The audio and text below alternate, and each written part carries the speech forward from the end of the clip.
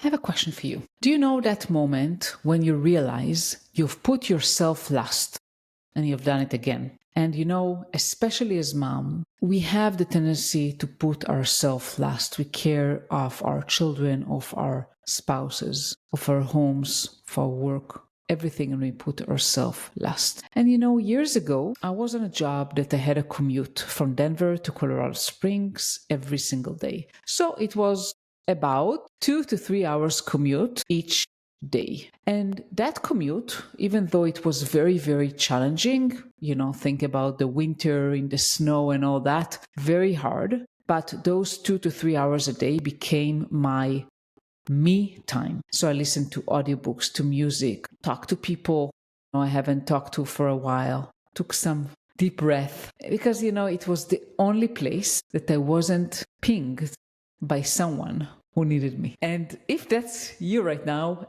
then I think this episode is for you. So for those who don't know me, my name is Limor Bergman Gross, and you've reached From a Woman to a Leader podcast.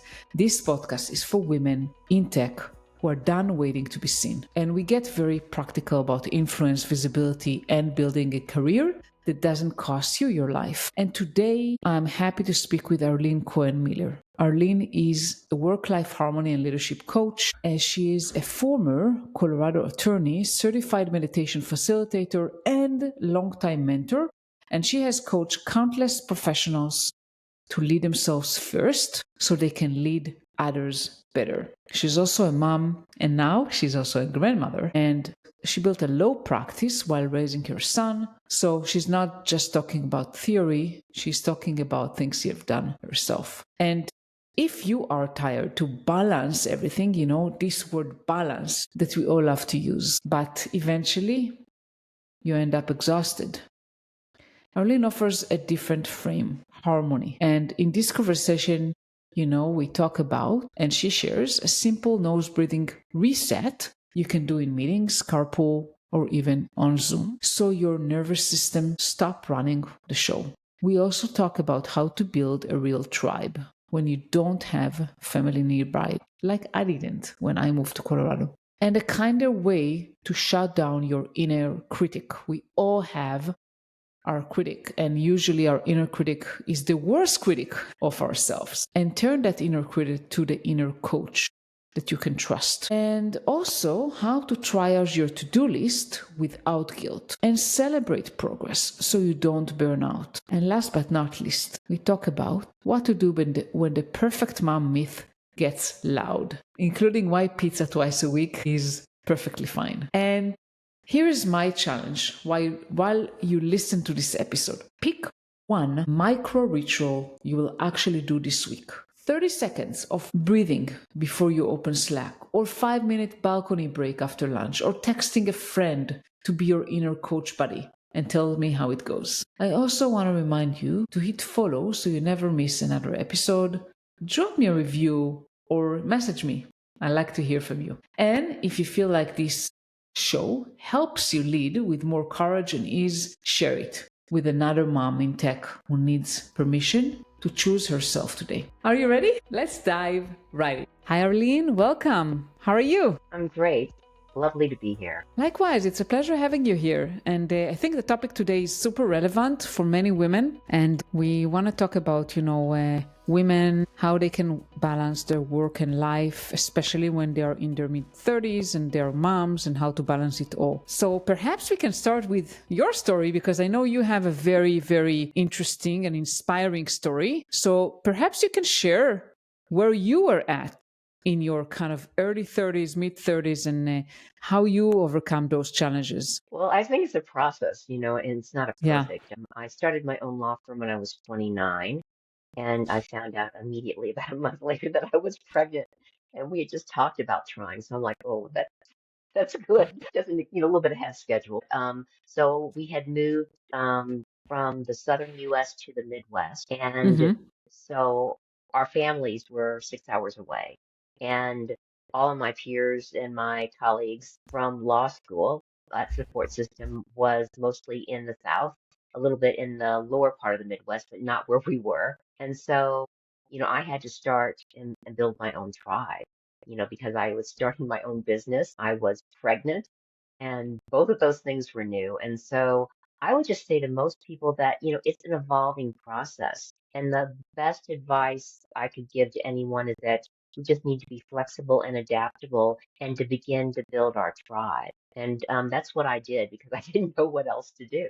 Yeah. I was very, very grateful that I was an entrepreneur and had my own business because and that my then husband could, put a roof over our heads and food on the table. So I knew that that was taken care of. We weren't rich by any stretch of the imagination. We were just starting off, but that gave me a little bit of breathing room. And so what I did, when my son was born, is I tried at first to work full time, but that just didn't work. And so I found like a grandmother, like I am now, who was doing childcare from her home, and she helped me out, and that helped tremendously. But it was just sort of impossible to be, a full-time working mom at the time, especially with no family around. So that's how I began to work with it. And then as my son grew older, in my mid 30s, it did become a little bit easier. But the thing, I guess the difference was I wasn't always tired, but it was challenging, to arrange my schedule to meet his needs. And, lots of times I would just leave early from work and bring work home when he was asleep or find ways to make it work and begin to build my tribe, from in the Midwest where I was living there. So it's not easy. It's like we're Yeah. practicing, giving it our best shot. And I don't necessarily believe that reading books is going to tell us the right answer anyway. So it's like, well, that's great. It worked for you. But in my situation, I don't know. So being flexible and adaptable, willing to try new things. And, it really depends what kind of kid you have.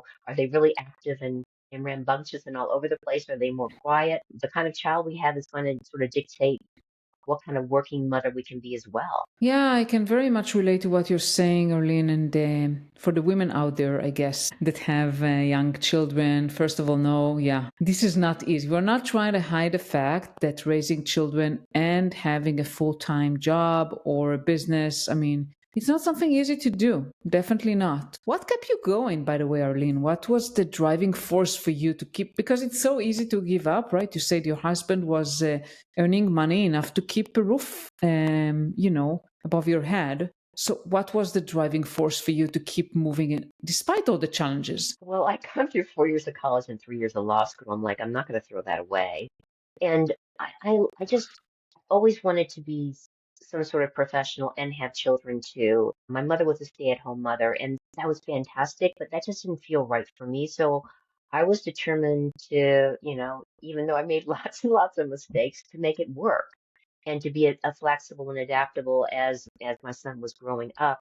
I felt like, also I was being a role model for him, that we can wear different kinds of hats. I don't know, I got the entrepreneurial spirit from my father. He ran his own business and really inspired me. It just never even occurred to me to quit. I knew I had to change things around because, you know, it is a really interesting thing to have both of those plates spinning and whatever else we have spinning at the same time. And I developed friends that were supportive. Yeah, I was running back then, and so I had some women and a couple men that I ran with a few times a week, and it was at a workout facility, so our kids could hang out together in the childcare and have a good time, and we could run and commiserate, and whatever was going on, we could share. So I did develop a tribe of women, and I did join some groups of women that were also business women to help support me so I didn't feel so alone. That was really, really helpful. It's important to know that we're not alone and there's other people that are going through something similar that we're going through. for sure. This is definitely important, having a tribe, a community, or,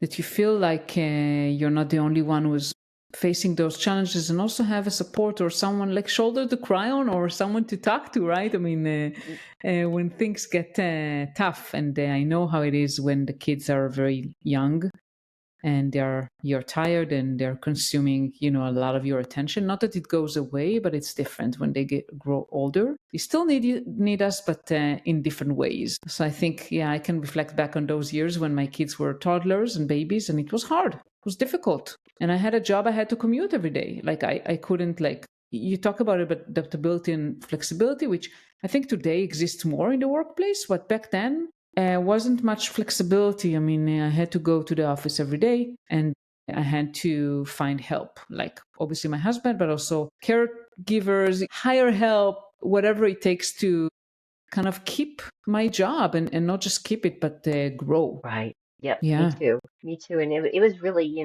when I was interviewing people for childcare, it was like really interesting. Their ideas of what it was okay, how it was okay to raise kids. I'm like, whoa, well, that was interesting. Thank you. Goodbye. So it did take a while to find someone that was just lovely, just had a big heart and was really, genuine. And when she became unwell later and died, her daughter who's an adult, like young 20s, like sort of became my son's nanny for quite a while. And yeah, so I just was really grateful to find this wonderful family. Maybe someone was looking out for me, but that does help a lot to know that your child is well taken care of and loved, and it's not just for a paycheck. They actually care. Yeah, I mean, this is not easy to find, like that kind of person. So I would say to our listeners, when you find someone like that, do everything you can to keep them, right? I mean, it's not trivial to have someone who really, doing what they do because they love children, because they really enjoy it. And once you do, keep them. We had, and at least I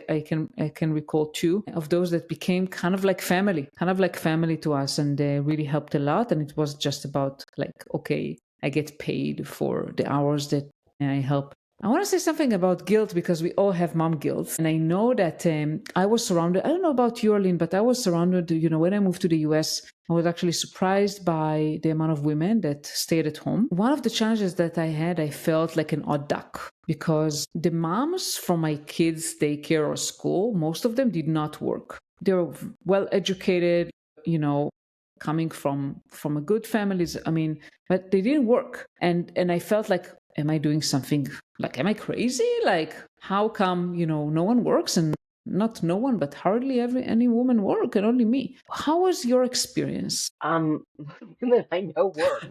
Maybe because, I mean, I was a working mother and that's what I attracted to me. But Yeah. most of the women knew work, and because the women that I met through being a lawyer at the time, they were all working. Yeah. And when I went to the gym, the people that I ended up connecting with to run with me, they were working. So we all had a lot on our plates. And I'm sure there were mothers that didn't. Maybe, I was in like a little bit of upper middle class, not quite thin, bracket. But I don't know. I didn't attract those. Well, I guess the mother who lived next door to my ex-husband and I, we had lived in one apartment, then we bought a house. She was a stay-at-home mom, but she was about, I don't know, 15 years older than me at the time. Oh, So okay. I don't know. I'm sure there was plenty of women in the Midwest in Ohio where I was living that were stay-at-home moms. They just weren't in my circle of friends. So it wasn't that I planned it that way. It's just sort of how it happened. Yeah.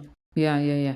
Yeah, I mean, for me, it wasn't so much friends as like moms in like the school, like the moms of the friends of my kids or whatever. I mean, it wasn't so much like friends, more than like, yeah, other women that I met through school. And a lot of them like volunteered a lot on PTA and all that. And I was like hardly ever there. So I guess what I wanted to say here is that you don't have to feel guilt, even if you're different than the women around you. Do what you feel that is right for you. Like you said, Arlene, you said like you always knew that you wanted to grow your career, your business alongside your family. And I felt the same. So we don't need to feel guilty about it. And there's lots of things that women feel guilty about. And I guess the way I like to explain it is that maybe it's in the genetics that's passed from generation to generation to find something to feel guilty about. It doesn't have to be that, it can be something else. And the way I love to work with people is that we have visualize you have a cup here, and it's a cup that you can fill with love. If you're constantly feeling guilty and giving and giving and giving and giving until the cup is empty, what happens is we get frustrated, we get angry, maybe we take it out on the people we love, then we feel guilty, then we maybe go into people pleasing or giving more again, and then we go into this vicious cycle. So we really have to find ways to fill our own cup up with love, to take time for that self-care for ourselves, even though that we are a parent, a mother, and we're working as well, because then we're going to have more love to share with the people that we love, and we're not going to be so run dry. And the reason I'm bringing in guilt is that sometimes out of guilt that we're working, we over give and give and give when we really need that time to nurture and care for ourselves. It doesn't have to be a whole lot of time, but we need something. Even if you have 15 minutes and you take a bath with Epsom salt and a little bit of lavender and you're just chilling out and your partner's watching the kids for a few minutes or whatever it is, we need to take care of ourselves. And I just find guilt from all different aspects of women's lives when I work with them. Yeah, definitely. I mean, taking care of yourself, ladies, because no one else will. I mean, yes, we have our partners in life and all that, but yeah, you have to find time for yourself. And for many years, I didn't, to be honest with you. I mean, for many years, I was like putting myself last until I realized that that has to change so I can be a happy person. Yeah. Right? Yeah. And a better mom and a better wife. Yeah, I was one of those I sort of paved the way with that. I always got out there and worked out or something because I just was such, I don't know, a little bit of a hyperactive person and I needed some Uh-huh. release. And so when I had that, I could do a lot better. But it could be music, it could be playing an instrument, it could be just taking a walk, it could be anything that just sort of helps us to release, relax, and let go and know that we're worthy of that time. Yeah, whatever works for you. I mean, for you, it seems like it was running. For other people, that maybe, as you said, like it could be, I have no idea, like art or whatever Yeah. that may be. I mean, whatever works for you, whatever you like to do. Yeah, yeah. And some of my friends, I have friends now that 'cause I do yoga now. I got injured and I have a beautiful yoga school and I'm one of the older ones there. And so they might have kids that are in the teens and the families will do stuff together. They might go on a hike together. They might just go on a walk together. I live in a beautiful place with beautiful nature in Colorado, so there's a lot of outdoorsy stuff that people do. So sometimes that me time can also be, put together with family time and sort of you can do it that way as well. For sure. And I love Colorado. I used to live there too. So, yes, Colorado is so beautiful. There's so many places you can go to.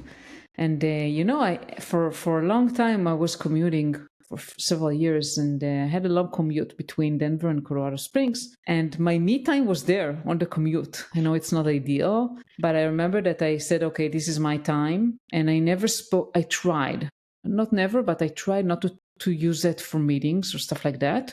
I either put musics or audiobooks because that was the time I had to kind of said, okay, I'm spending 2 hours a day on the road. I might as well just do something for me. Either again, like audiobooks was a big thing back then, or just listen to music and just unwind. Yeah. Yeah, that's a great way. I always do something like that if I have a drive in my car because, then I don't think about traffic. I don't think about people that are cutting me off or whatever the crazy Yeah. driving is since COVID. I can just sort of be in my own little space and enjoy my time there. I agree with you. That's a great tip. Yeah. So if you're a woman that is working or have a business in your mid 30, you have a mom, how do you balance it all? Like what tips do you have? Like other than obviously find your tribe, how do you balance? How do you find the right balance between work, between yourself, what you need, your family, everything? I've also brought in the word recently because not just balance, but balance and harmony. Because balance Mm-hmm. feels like you're trying to balance the scales of justice and make everything be perfect. And that's sort of a recipe for disaster. I sort of like to help women help to heal themselves to feel different from the inside out. Because if we feel different, if we're more calm, serene, relaxed, we can have the same challenges, the same obstacles, the same thing on our plate, but we're going to be able to handle it a lot differently. And one simple thing that I like to share with my clients or the people that I work with is breathing. We have to breathe. And so, Yeah. one simple way physiologically to take ourselves out of that wound up fight or flight thing into rest and relax mode is really, really simple. We just breathe in through our nose, we breathe out through our nose, and our out breath is longer than our in breath. And physiologically, what it does is it tells you this okay, just to sort of release, relax, and let go. And so, we can do that while we're driving the car while we're taking care of our kids, while we're making dinner, whatever we're doing, while someone's talking to us and we don't have time to get a word in edgewise, we can practice our breathing. We're in a meeting, we can we have to breathe anyway. I mean, there's Yeah. many, many different kinds of breathing techniques. And this one I found is just because no one's going to notice. You can do it in the checkout line at the grocery store, whatever works for you, or maybe even that's how you start your day with just some simple breathing techniques that help to ground you. And another thing I like to do energetically is if we're waffling all over the place, because we're worried about this and we're worried about that, and we have to get that done, and we're thinking and thinking, we build ourselves into a state of anxiety. I like to stop and breathe. And I know this is weird, but I like to pretend that I'm a tree. And if I can do it outside, that's great. So I just sort of feel like there's this beautiful white light flowing through my body. It goes down my feet. I have roots of light, and it grounds me into the heart of the planet. And if I can be around trees, that's great. But what it does is like it pulls me into my body. I really feel connected to the earth. I really love the nature energies. And I begin to calm down because I'm not in front of my computer. I'm taking a break from that. And I can come back to my center and just really remember what's important. Because I know that I used to do this a lot. I just start thinking and thinking of everything that I had to do, and it would get worse and worse because lots of times, what we do is also we put way too much on our to-do list. There's no way we can possibly get Yeah. it done. And then we make ourselves like we failed because we didn't get done in one day what takes most people a week. So Yeah. I guess those are a few of the tips that I would share with your audience that, first of all, we need to be kind to ourselves, what we put on a to-do list, make what's really a priority and has to be done at the top and get that done and then celebrate that and acknowledge ourselves and even take breaks. What I used to do is that I would get a few key things done and then my body would be going, Arlene, you need to get up and move around. You've been sitting here for an hour and a half. And I would override it until I was just like frazzled, by the time I went to lunch. So listen to your body, acknowledge yourself for what you accomplished, guarantee that you're going to celebrate it sometime or just give yourself a big hug for it and take a break. 5 or 10 or 15 minutes is not going to wipe out your schedule. You can be refreshed. Maybe it's a walk around the block. Maybe it's listening to music, like you said. Do something that is not what you were doing just to let go.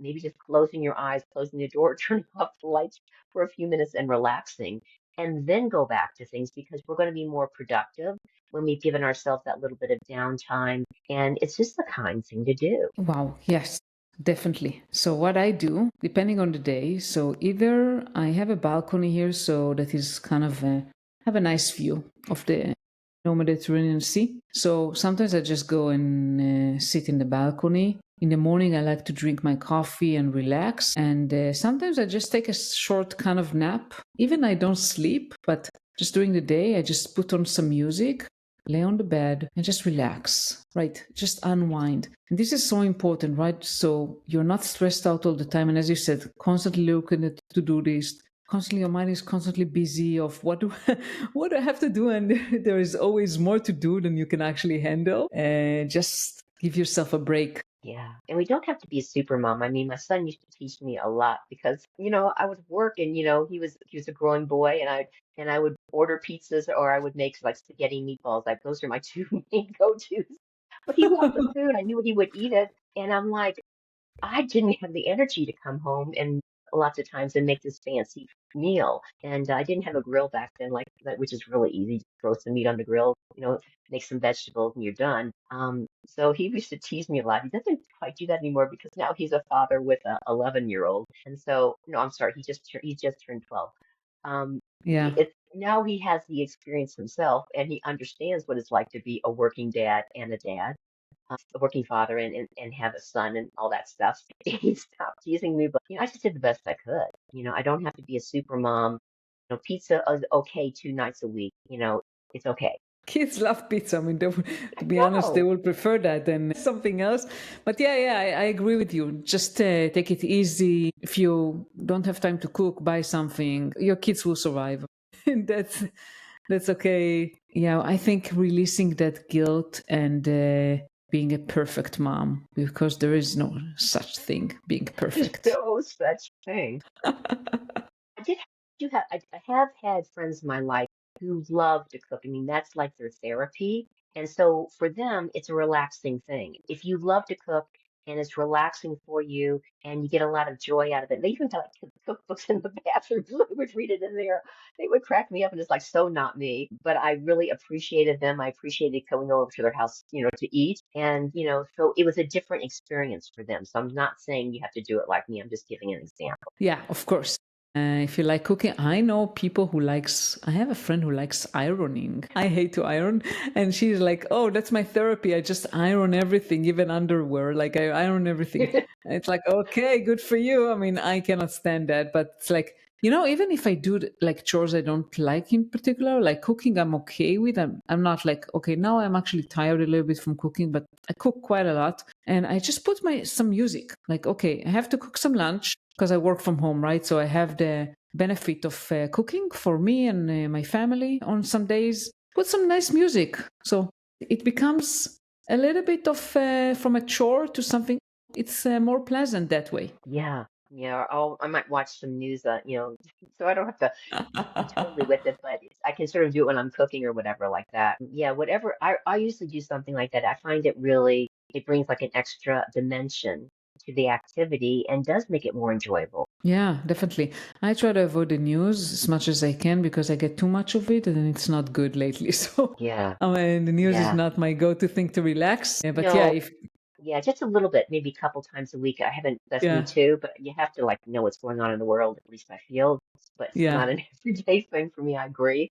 But yeah. yeah, definitely. What else? I mean, what else I didn't ask and you want to share you think is important? Well, I think that one thing that's really important, and this is about working with the inner, is that lots of times we have like an inner critic that's gone wild. And we sort of both have mentioned it in different ways. And so it's really, really important to empower our inner coach. And what I always say to women is that we know how to do this. If we had a friend that came and told us everything that was going wrong in our lives that we were stressed out about, we would nurture them, we would champion them, we would support them, we would love them, we would be there for them. If they really were over the top and maybe had their head up a dark place, we might do a little bit of that tough love hammer but we would be there. And so we have the skills. We know how to do this. All we have to do is turn around and start giving that to ourselves. And it can feel really awkward at first. It's like, is this okay? Or we can feel self-conscious. But the more we practice it, because practice makes permanent,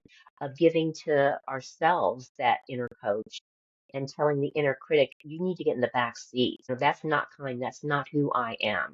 Yeah, That's not who I am. And start playing with and practicing being that inner coach. And maybe even sometimes I recommend, having it like an accountability buddy, maybe like a friend. We can text in or share in whatever way we want how today we worked with our inner coach and how we supported ourselves. So, or even a group of women, if you can find that, if that's your focus, because it is easier if we're not doing it by ourselves and we have other people to bounce off of. I got lost in this today and I started talking to myself and we can support each other. for sure. Tell us a little bit, maybe, Arlene, before we end, what you do today and how can our listeners find you? Well, I am a work-life balance and harmony coach. I work with women primarily, but I have extended out to the IT world because, man, those people are so stressed. And Yeah. I just feel like it's important to help them as well. And I'm also a mentor. So coaching is like, I know that you have all the answers inside of you. And so I'm Hmm. walking alongside and partnering you. And mentoring is more you're standing on my shoulders and I'm giving you advice and then you're working with that. They're like my company's Jewel Consultancy, so I feel like it's different sides of the diamond. So you can find me at Jewel, Jewel consultancy.com. And if you're anywhere, my full name is Arlene Cohen Miller. If you Google that, I think I'm the only person with that name. And you can find me in any social media place I'm active. Or if you are in my neck of the woods, like Canada or US, you can always text me 720, mention that I was on this podcast so I know who you are.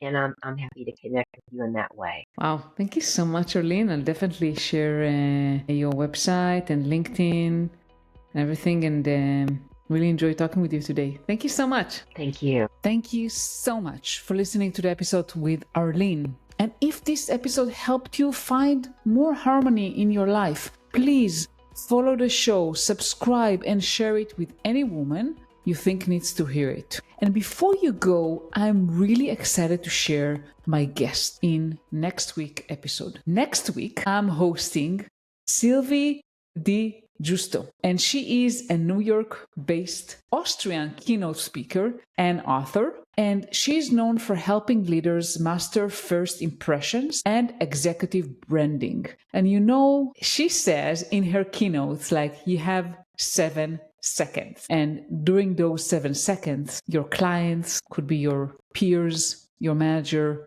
will have first impression of you, whether it's true or not. And in the episode, we'll unpack her framework across appearance, behavior, communication, and your digital footprint, and the micro cues that read as leadership without faking it. Have you been labeled not charismatic, too emotional, not leadership material? I know I have at least some of those. I've been called not charismatic before. If you are worried about what kind of impression or first impression you create, you don't want to miss this episode. So please subscribe so you don't miss the next episode. And I'll see you next Wednesday. And one last thing before I forget, I have a new Substack newsletter. It's limorbergman.substack.com, where I share personal stories and want to interact with you. So I see you next Wednesday and on Substack or LinkedIn. Thank you so much. Have a wonderful day.